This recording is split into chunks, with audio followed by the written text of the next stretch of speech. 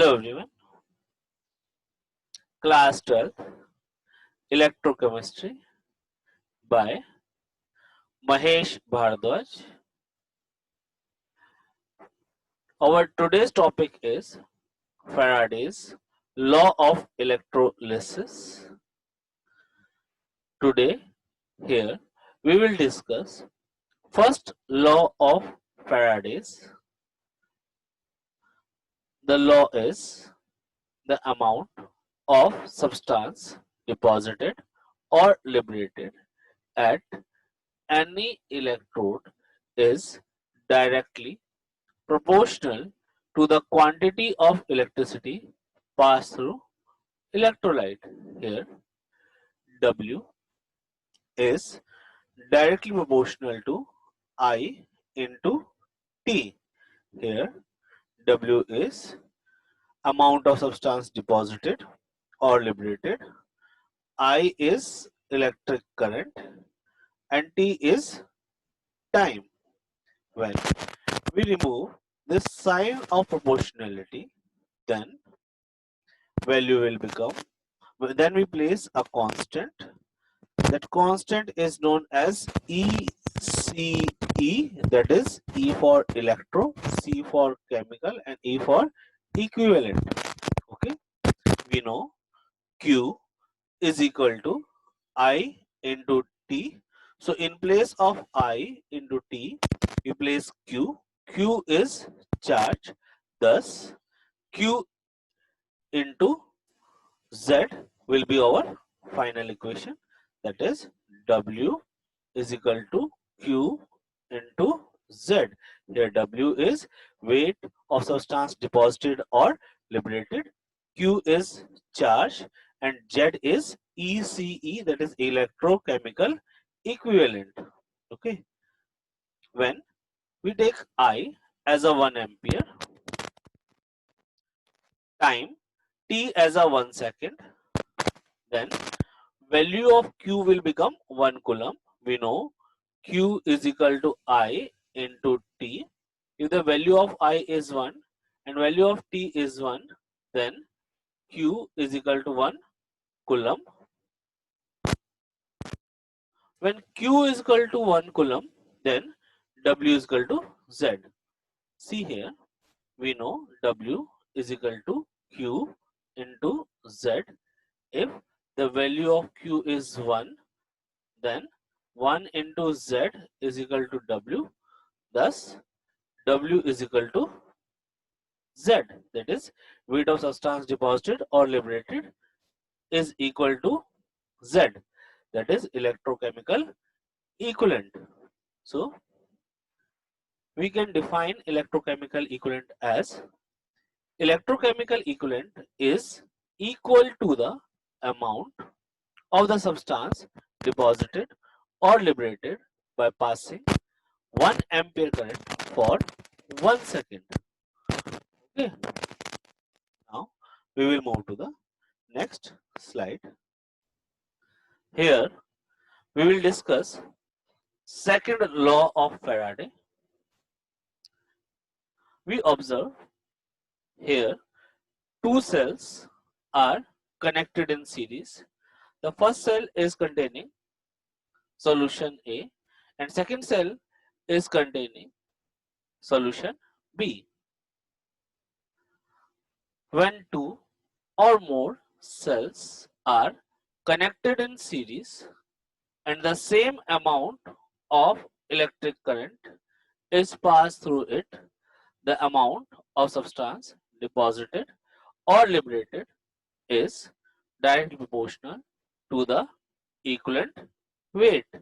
Here we observe that is mass of substance A deposited or liberated is directly proportional to the equivalent weight of A. The mass of substance B deposited or liberated is directly proportional to the equivalent weight of B. Here, from this relation, we able to understand that W1, that is weight of substance deposited or liberated in case of first cell, W2, weight of substance deposited or liberated at the second cell, is equal to E1 upon E2. Here E suggests equivalent weight. According to the first law of Faraday, we know W is equal to ZQ. Okay. Thus, when we substitute the value of W1 as a ZQ, then Z1Q, Z2Q is the value of W1 and W2 respectively. We know during this process charge is constant. Thus, we are able to understand that Z1 upon Z2 is equal to E1 upon E2.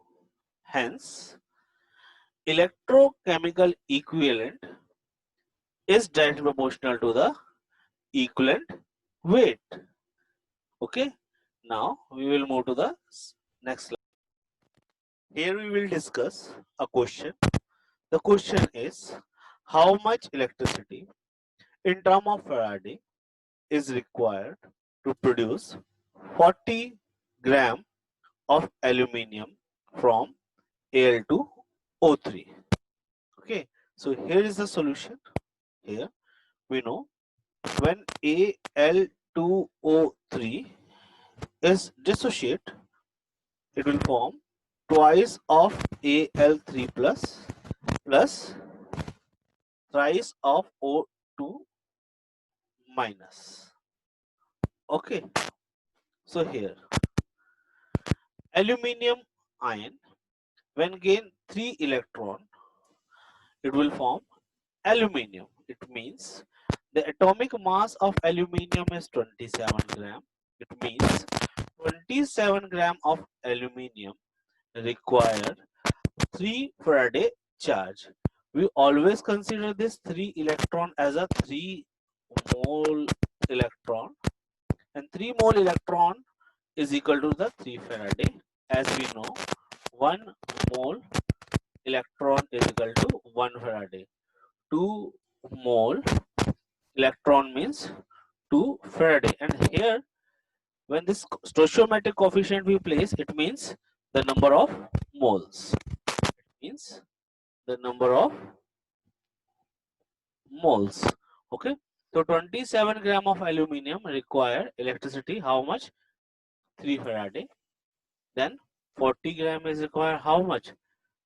3 Faraday upon 27 into 40. When we solve it, the value comes to be 4.44 Faraday. So we require 4.44 Faraday. Okay. Now we will move to the next question. The next question is, how much electricity is required in coulombs for the oxidation of 1 mole of FeO into Fe2O3. First, we will identify the oxidation state of iron in case of FeO. Here, the oxidation state of iron is 2 plus. In case of Fe2O3, the oxidation state of iron is plus 3. Here plus 2 and here is plus 3. It means Fe2 plus is changed into Fe3 plus by the loss of 1 electron. Here 1 electron means 1 mole electron. If 1 mole electron we are discussing here, it means it requires 1 Faraday. And 1 Faraday means 1 Faraday is equal to 96500 coulombs. So amount of charge is 96500 coulombs. Okay. Now we will discuss one more question here. The question is, a solution of NiNO3 whole twice is electrolyzed between platinum electrode using a current of 5 ampere for 20 minutes. What mass of the nickel will be deposited at the cathode? Here, the atomic mass of nickel is given, that is 58.7. Okay, here is the answer. First, we will write the given value. The given value is current, that is 5 ampere. time 20 minute is given. We change this 20 minute into second. 20 into 60, that is 1200 second. Now we know Ni2 plus by the gain of 2 electron will change into Ni. Here 2 mole electron are used. It means how much charge? 2 Faraday. Okay, how much charge? 2 Faraday. Okay, so if 1 Faraday is equal to 96500 coulomb, then what is the value of 2 Faraday? 2 into 96500, its value is 193,000 coulomb. Okay, so this amount of charge is required to deposit 58.7 gram of nickel. As you know, this is the atomic mass of nickel, that is 58.7. Please remember it. Now we know Q is equal to IT.